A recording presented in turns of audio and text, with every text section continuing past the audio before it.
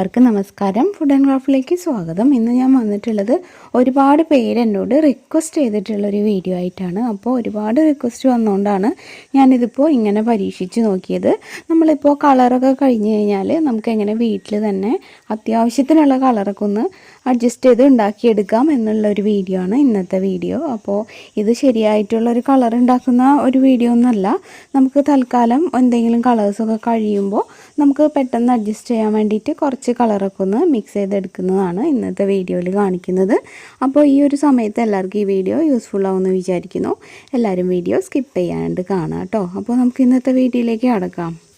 ഇതിന് വേണ്ടിയിട്ട് നമുക്ക് ആവശ്യമായത് ഫെവിക്കോളാണ്. അപ്പോൾ വളരെ സിമ്പിളായിട്ടാണ് നമ്മളിത് ചെയ്യണത് കേട്ടോ. ആദ്യം നമ്മൾ കുറച്ച് ഫെവിക്കോള് ഒരു പാത്രത്തിലേക്ക് ഇട്ട് കൊടുക്കുക. പിന്നെ നമ്മളിതിലേക്ക് കുറച്ച് വെള്ളം ഒഴിച്ച് കൊടുക്കുക. നമ്മുടെ ആ ഒരു കളറിൻ്റെ ഒരു കൺസിസ്റ്റൻസി നമുക്കറിയാമല്ലോ.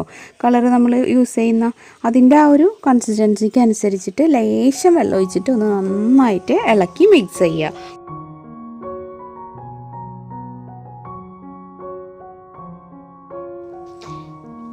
ഈ ഒരു മിക്സാണ് ഞാൻ എല്ലാ കളേഴ്സിനുള്ള ബേസായിട്ട് യൂസ് ചെയ്യുന്നത്.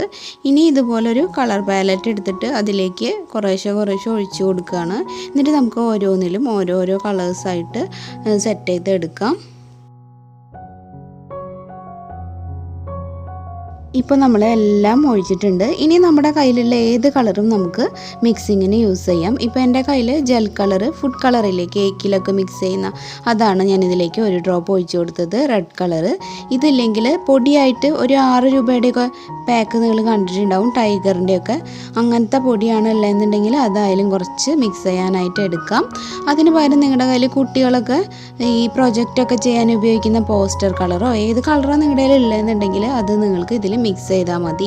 ഇതിപ്പോൾ റെഡാണ്, അതുപോലെ ഗ്രീൻ, ബ്ലാക്ക്, നമുക്ക് ഏതൊക്കെ കളറുകളുണ്ടോ അതൊക്കെ മിക്സ് ചെയ്തെടുക്കാം. അതുപോലെ 2 കളറുകൾ കിട്ടിക്കഴിഞ്ഞാൽ അത് രണ്ടും കൂടെ കമ്പൈൻ ചെയ്തിട്ട് വേറെ ഡിഫറെൻറ്റ് കളേഴ്സും നമുക്കിങ്ങനെ ഉണ്ടാക്കിയെടുക്കാൻ പറ്റും. ഇനി ഇതൊന്നും ഇല്ലെങ്കിൽ നമ്മുടെ കഴിഞ്ഞിട്ടുള്ള കുപ്പികളുടെ അടിഭാഗത്ത് ഉണ്ടാവില്ലേ, നമ്മുടെ അക്രിലിക് കളർ കഴിഞ്ഞ കുപ്പിയുടെ അടിയിലൊക്കെ ലേശം ഉണ്ടെങ്കിൽ അത് കുറേശ്ശെ എടുത്തിട്ട് ഇതിൽ മിക്സ് ചെയ്ത് കൊടുത്താൽ നമുക്ക് ഏകദേശം ആ ഒരു കളർ കിട്ടും.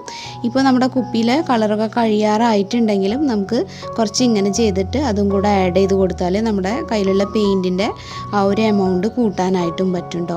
അപ്പോൾ നല്ലൊരു ഐഡിയ ആണ്. നമ്മുടെ ഇപ്പോൾ ഏതെങ്കിലും കളറൊക്കെ കഴിയാനായിട്ടുണ്ടെങ്കിൽ നമ്മളൊരു വർക്ക് ചെയ്യുമ്പോൾ അത് കംപ്ലീറ്റ് ആവില്ല എന്ന് തോന്നുകയാണെങ്കിൽ അതിൽ ഇതുപോലൊരു മിക്സ് ഉണ്ടാക്കിയിട്ട് മിക്സ് ചെയ്ത് കൊടുത്താൽ മതി.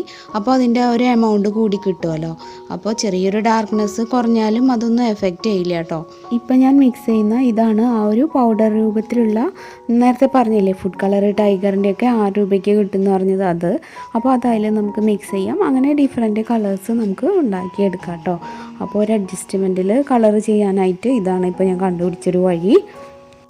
അപ്പോൾ നിങ്ങളുടെ കയ്യിൽ കളറിങ്ങിന് വേണ്ടിയിട്ട് എന്താണ് ഉള്ളതെന്നുണ്ടെങ്കിൽ അതൊന്ന് മിക്സ് ചെയ്യുക.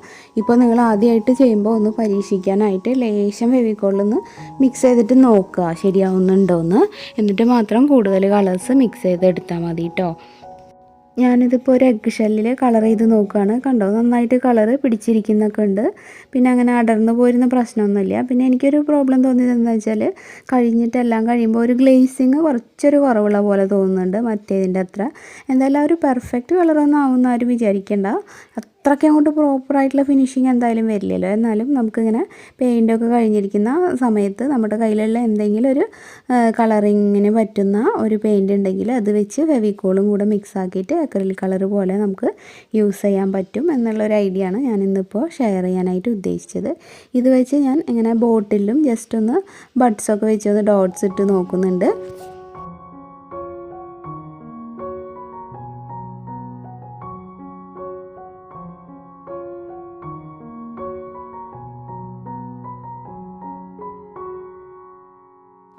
ഇങ്ങനെ ചെയ്യുമ്പോൾ നമുക്ക് കുഴപ്പമൊന്നുമില്ലാണ്ട് പെയിൻറ്റ് ചെയ്ത് എടുക്കാൻ പറ്റും.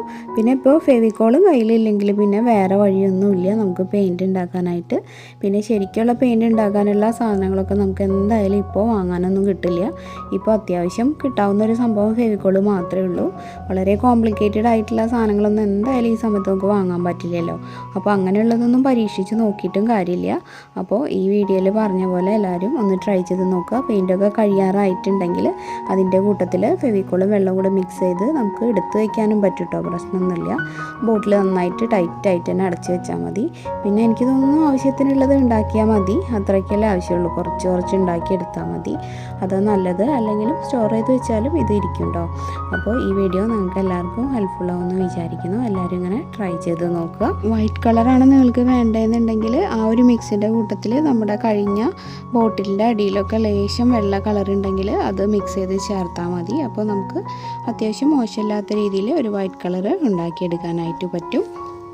അപ്പോൾ ഈ ഒരു വീഡിയോ ഈ ഒരു ലോക്ക്ഡൗൺ സമയത്ത് നിങ്ങൾക്ക് എല്ലാവർക്കും യൂസ്ഫുൾ ആവുമെന്ന് വിചാരിക്കുന്നു. വീഡിയോ ഇഷ്ടമായെങ്കിൽ എന്തായാലും ഈ വീഡിയോന് ഒരു ലൈക്ക് തരിക. ഇത് നിങ്ങളുടെ ഫ്രണ്ട്സിനും റിലേറ്റീവ്സിനൊക്കെ ഒന്ന് ഷെയർ ചെയ്യുക. അതുപോലെ പുതുതായിട്ട് ആരെങ്കിലും നമ്മുടെ ചാനൽ ഇപ്പോൾ കാണുന്നുണ്ടെങ്കിൽ ഒന്ന് സബ്സ്ക്രൈബ് ചെയ്തിട്ട് നമ്മുടെ ഫാമിലിയിൽ ജോയിൻ ചെയ്യുക കേട്ടോ. സബ്സ്ക്രൈബ് ചെയ്യുമ്പോൾ ബെല്ലൈക്കൺ ക്ലിക്ക് ചെയ്യുക. അതിന് നേരെയുള്ള ഓൾ എന്നുള്ളൊരു ഓപ്ഷനും എനേബിൾ ആക്കുക. എന്നാലേ കറക്റ്റായിട്ട് നോട്ടിഫിക്കേഷൻസൊക്കെ കിട്ടുള്ളൂ. പിന്നെ നമ്മൾ ഇതിനു മുമ്പ് ചെയ്ത പെയിൻറ്റ് യൂസ് ചെയ്യാതെയുള്ള ബോട്ടിൽ ആർട്ടുകളൊക്കെ കാണാത്തവർ കണ്ടു നോക്കുക. അപ്പോൾ ഇനി ഇത്രയ്ക്കൊക്കെ പറയാനുള്ളൂ. പ്രാർത്ഥനാസ് വേൾഡ് നിങ്ങൾക്ക് ടൈം കിട്ടുമ്പോൾ ഒന്ന് കണ്ടു നോക്കുക. എന്നിട്ട് അതും കൂടെ ഒന്ന് സപ്പോർട്ട് ചെയ്യുക. ഇനിയിപ്പോൾ മറ്റൊരു നല്ല വീഡിയോ ആയിട്ട് നല്ലൊരു ഐഡിയ ആയിട്ട് വരാം. എല്ലാവരും വീട്ടിൽ സുഖമായിട്ടിരിക്കുന്നു എന്ന് വിചാരിക്കുന്നു. അപ്പോൾ ഈ വീഡിയോ കണ്ട എല്ലാവർക്കും ഒരുപാട് നന്ദി. താങ്ക്